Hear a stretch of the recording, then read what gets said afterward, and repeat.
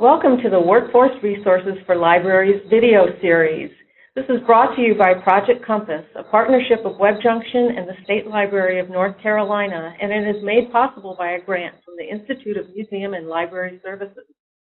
This is the second in a series of short presentations by Pat Wagner, educator, trainer, writer, and consultant with Pattern Research.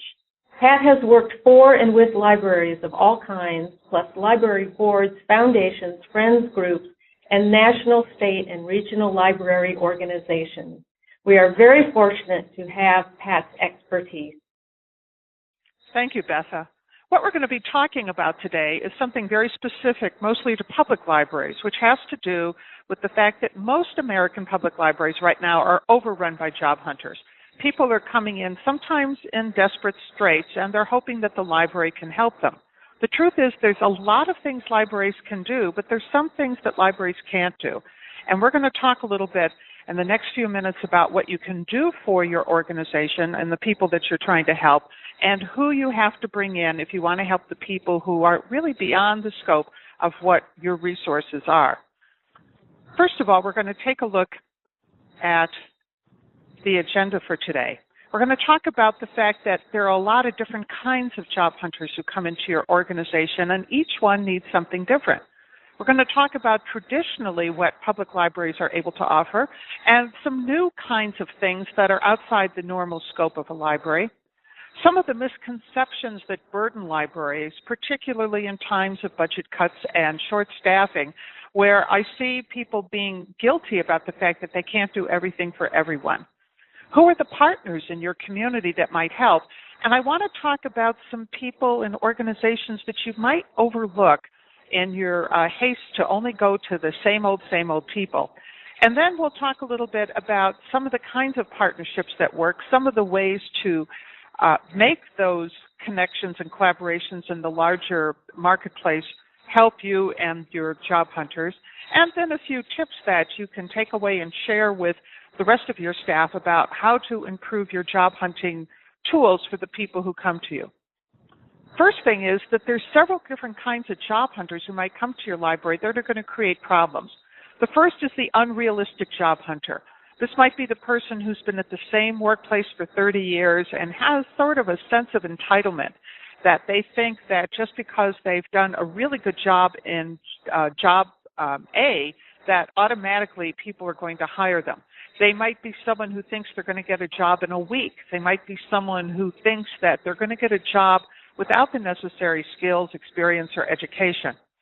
The second one is the unprepared job hunter. They don't have a resume. They've never really thought about their skills. They don't have an updated skill set.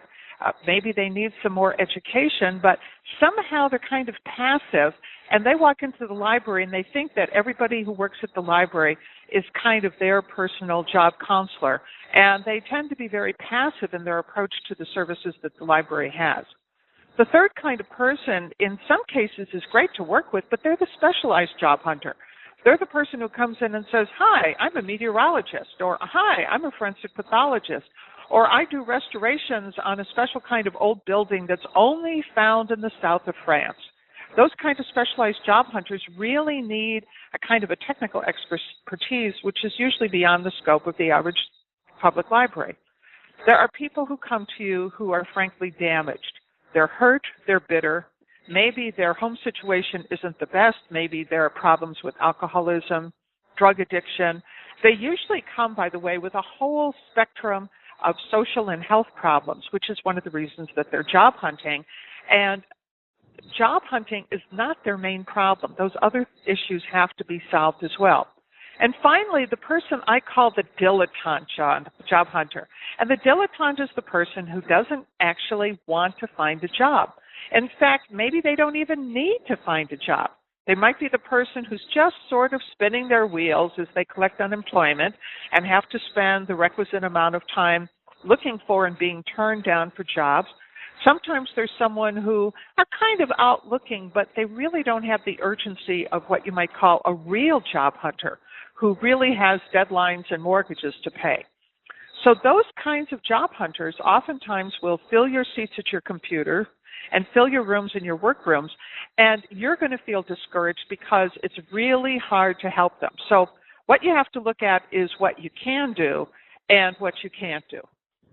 So first of all, what do libraries offer that really makes a difference? For a lot of people, it's simply a welcoming place to come to. A lot of folks who are job hunting these days have been let off, have been let go. Some have been laid off. Some have been fired. Some of them have had painful experiences as far as what's going on with their job. And they like the fact that they're going to walk into a place where nobody knows them and someone's going to smile and say hello. And that's a big deal when you're job hunting. By the way, another part of it is the fact that they have to get up, get dressed, wash their face, comb their hair, brush their teeth, and actually go someplace. And for some job hunters, that's a big deal because a lot of times when people are job hunting, they will isolate themselves from other people. So you know what? It's something healthy about having to go someplace. It is a neutral environment. There's no one there who's going to judge, and we know how accepting public libraries are and the staff of public libraries to people. And it's a safe environment where people can talk, they can study, they can think, get away from that family who's nagging them because they need to be job hunting more. Obviously, technology and internet access is a big part of why people are going to libraries. We know the statistics that many of the people who are coming to you looking for job help need a computer because there are a number of places, particularly large corporations and government agencies, that will only accept resumes online. They won't take a paper resume anymore. For people who are job hunting out of town, they need to be able to look at what's happening in cities and states across the country and in other countries as well. So they're going to be coming to you for internet access. And yes, it does put a lot of pressure on already strapped resources and libraries to have this flood of people coming in. I remember visiting a library on the East Coast recently where I was going up the elevator and I was with a group of people, so every stop the elevator doors would open and close. And it was a fairly large public library. And every time the doors opened, I would look, and almost as far as the eye could see, every single table, every single chair, every single computer terminal throughout the building was occupied by younger men and women intently looking at the computer and making notes. They were all job hunters. Access to new information, whether it's through books, articles, through the classes you offer, through the expertise of people you bring into the library, it's really going to help people wake up to new opportunities, new ways of thinking about their job hunt, about their skills, and so on. And, of course, free resources. And for somebody who's job hunting, who's having trouble making bills, the fact that you are there for free makes a big difference. It helps them leverage money. So those are the things that a library offers and this is what libraries have been doing for decades, and it's an important part of the job hunting process. It makes a difference to people. But what is it that libraries can't do? And this is where I want my friends in library land to be very careful about not stressing yourself out by overreaching, by making promises that you can't keep, by somehow giving people an expectation that if they walk into the libraries, they're going to walk out with a job the same day. The first thing is for libraries to remember, people who work in libraries to remember that libraries cannot do it all. It's a misconception to think that you're going to be able to be everything for everyone. So I think it's very important to libraries to work with agencies and organizations outside the library to assess what is being offered to job hunters and what is the thing that libraries can do. And it's going to change from town to town depending on what other resources are available, the skill set of the people on your staff, what kind of technology you have, the size of the library, what your strategic plan says, the makeup of the people in the community, what kind of jobs are they looking for. So the first thing is that just as we do in our strategic plan, to make it work, libraries are going to have a special plan just for job hunting about what you can do and what you can't do, and be really honest with people so they don't waste their time with you. The second thing is that people who work in libraries are generally wonderful people. They're kind, they're empathetic, they like people, which is one of the reasons they work in the library. There are going to be people coming in who have things wrong with them in their lives that are far beyond the skill set of the average librarian. In fact, to be honest, they're far beyond the skill set of the average social worker or job counselor. I have worked with several award-winning nonprofit organizations that specifically work with families that are broken to help single mothers, families that have been homeless, rebuild themselves and to be able to operate effectively and competently in today's marketplace as far as getting a job, going to school, paying their bills, being able to afford an apartment or a home. On average, it takes 2 years of intensive services to help that person or family turn around. And that works, depending on the program, 60 to 80% of the time. So what does that say about a library where somebody drops in 2 or 3 times a week? So this is where you really have to connect with those people in your community who understand what resources are available for the people who are beyond your scope. Libraries can't fix people. Nobody can fix people. And I think that's a place where we can get really sucked into wanting to help people. I would say that the vast majority of people that I meet who work in libraries are very competent people. In fact, let me say this, that people who work in libraries tend to be a little more competent than the average person. So here comes somebody in who hasn't been able to keep a job for months, is having real trouble job hunting, doesn't have the right skill sets, doesn't have the right attitude, a real, just a bushel full of problems that they have that they're bringing into the library in addition to their job hunting.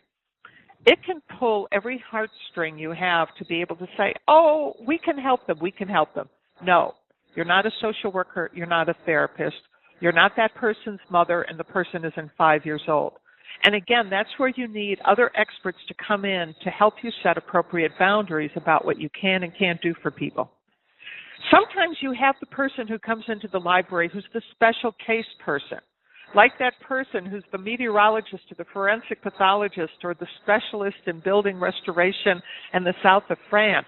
And they have the most interesting reference questions. I mean, you could just listen to them for hours. You just think they're the coolest people you ever met.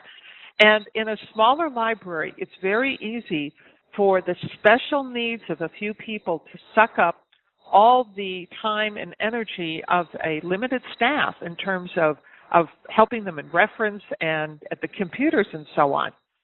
Now, some libraries I visit have absolutely no kind of policies having to do with resource allocation. That it's simply, let's just do what we do as best we can until everybody burns out and falls down.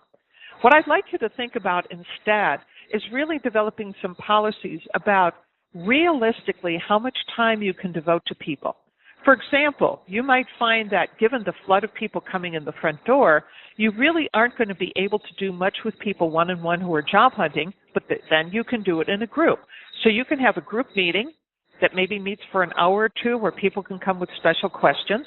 The thing is to remember that you can't let those needy people devour the time in that group as well. You need someone to run the group to say, okay, that was an interesting question. What is something else?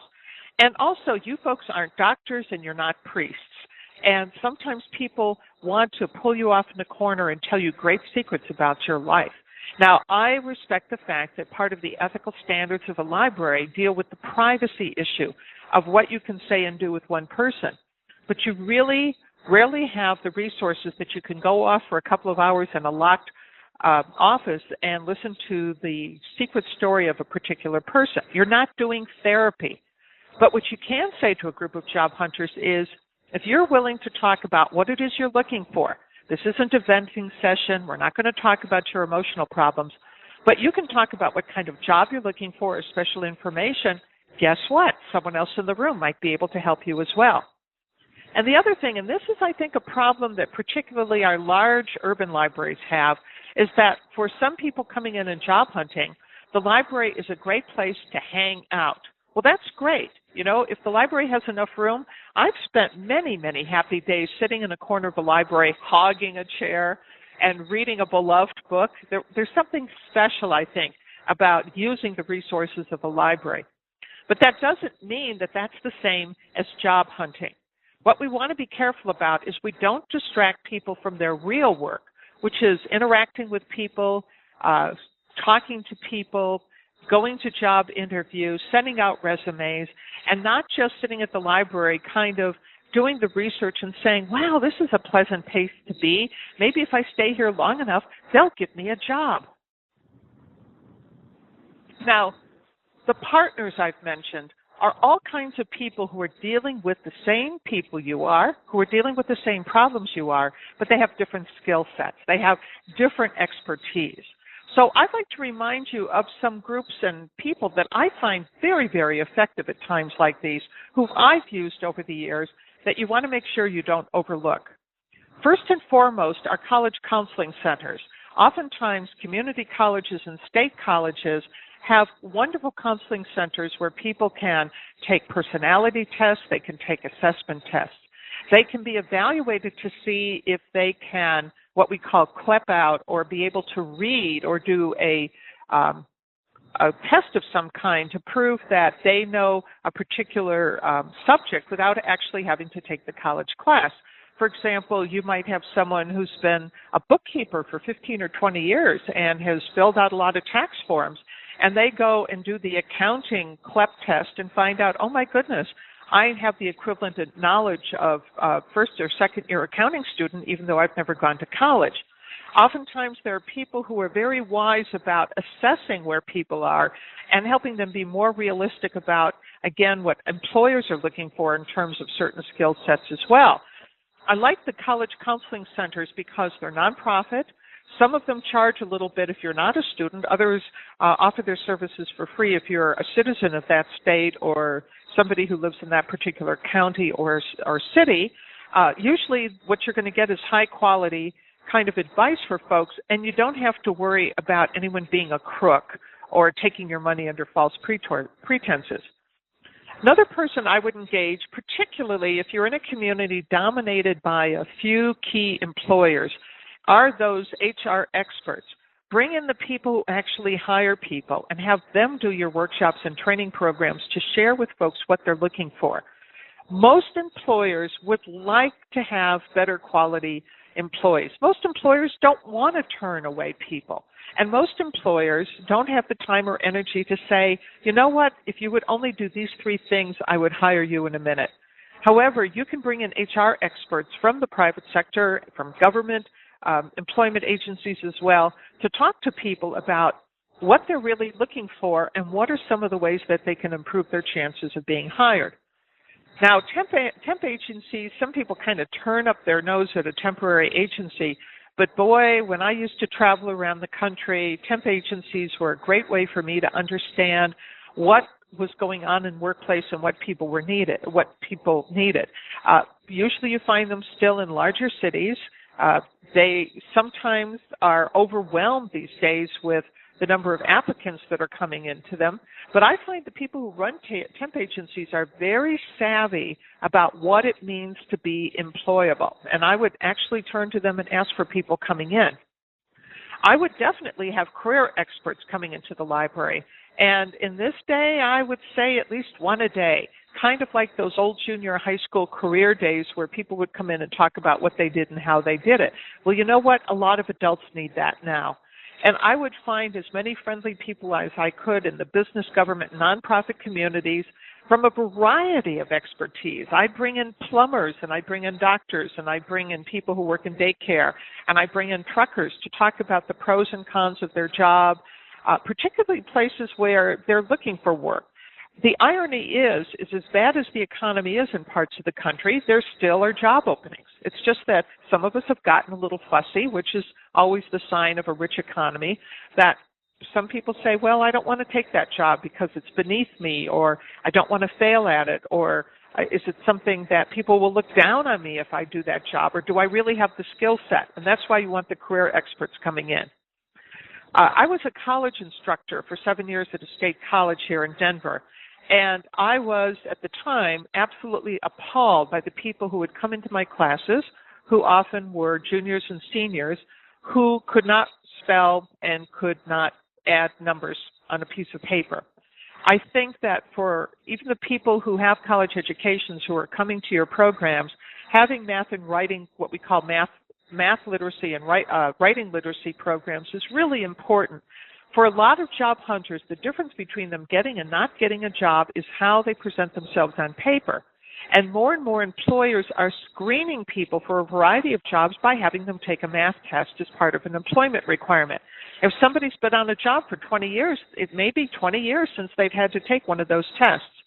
So in addition to the kind of adult literacy and English as a second language programs popular in libraries, I would really talk to local community and state colleges from your region and say, what kind of programs can we host in the library, even if it's just telling people about these programs, because that can make the difference between being employable and not employable. And finally, I would talk to your unions and trade associations in your area, because oftentimes they have grant money. Sometimes they're looking for people. They're recruiting people for certain kinds of jobs. They know about the training opportunities. They'll have suggestions and opportunities that might not ordinarily come to people. When I first moved from the Midwest to Denver, I actually was a journeyman printer. And one of the first things I did when I came to town was to go to the Printers Union. The folks there were wonderful to me, gave me all sorts of advice and information about local jobs, about how much I should be expected to be paid, what was different from being a printer in Denver versus a printer in Milwaukee, and so on.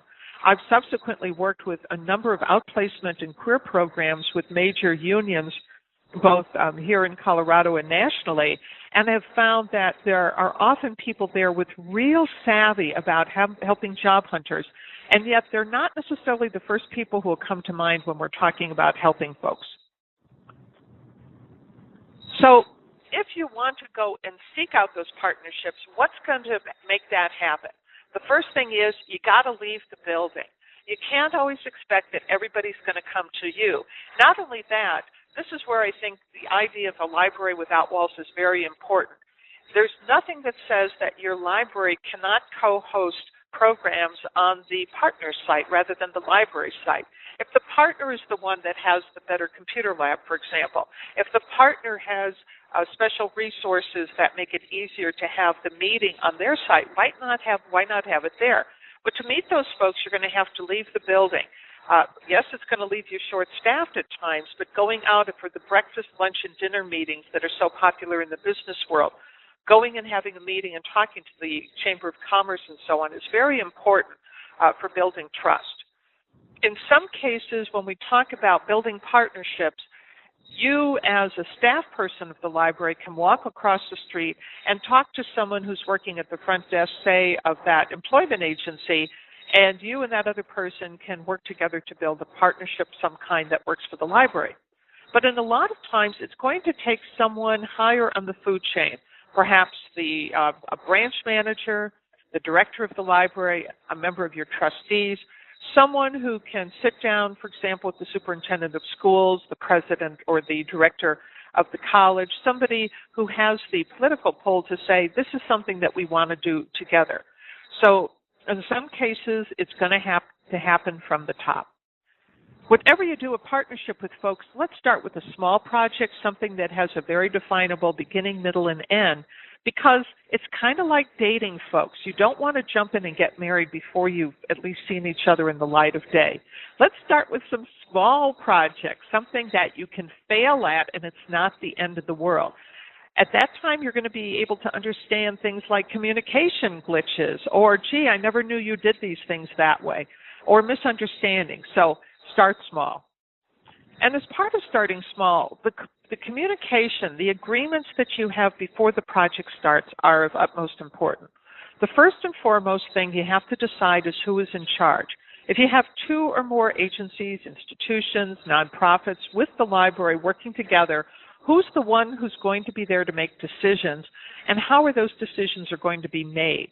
Is it the director of the library? Is it the branch manager? Is it the head of the outreach program? Or is this other group coming in to present or do things saying, no, no, no, we have our way of doing things and the library doesn't have input? The time to discuss those things is before you're in a room full of stressed out job hunters who are wondering why you and the nice lady from the employment agency are yelling at each other in front of a room of 100 people. What are the expectations? What do you, the library, want to get out of this partnership? What is the other group going to get out of this partnership? What are the expectations about roles? Who's supposed to handle the marketing for the program or the particular project that you're doing. What is supposed to appear on the brochures? Who's supposed to clean up after people? Is there supposed to be a follow-through? Libraries have very strict rules, as we've mentioned before, about privacy.